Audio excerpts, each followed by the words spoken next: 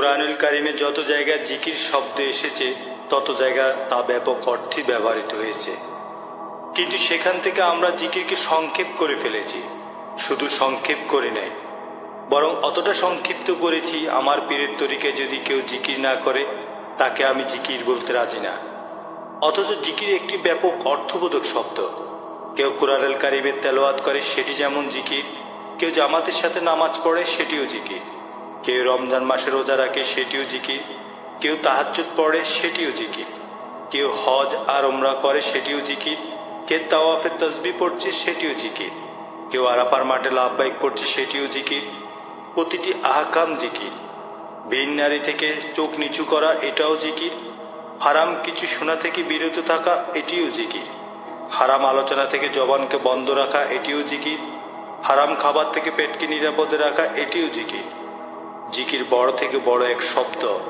জিকিরে রয়েছে বিশাল বড় পরিধি। এই জন্য জুমার বয়ানকে আল্লাহ তাআলা জিকির বলেছেন।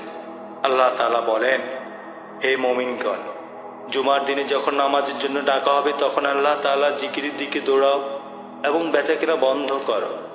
নামাজ পড়া জিকরুল্লাহিল আকবার, আল্লাহ তাআলার গুরুত্বপূর্ণ জিকির। এই জন্য নামাজ জিকির। রোজার আলোচনা শেষে আল্লাহ তাআলা ইরশাদ করেন, আল্লাহ তাআলা যেভাবে বলেছেন সেভাবে যেন তোমরা তার বড়ত্ব বর্ণনা করতে পারো। এই জন্য রোজা জিকির। আর হজ তো শুধু জিকিরই ভরা। সূরা বাকারার ২য় পারা হজের আলোচনা পুরোটাই শুধু জিকির। আরাফা হতে যখন তোমরা ফিরে আসবে তখন মাশআরে হারামের কাছে আল্লাহ তাআলার জিকির করো আর তাকে স্মরণ করো তেমনি করে যেমনি তোমাদেরকে হেদায়েত দান করা হয়েছে। আর অতঃপর যখন হজের কাজ সম্পূর্ণ করবে তখন স্মরণ করবে আল্লাহকে, যেমনি করে তোমরা স্মরণ করতে নিজেদের বাপ দাদাদেরকে, বরং তার থেকেও বেশি স্মরণ করবে।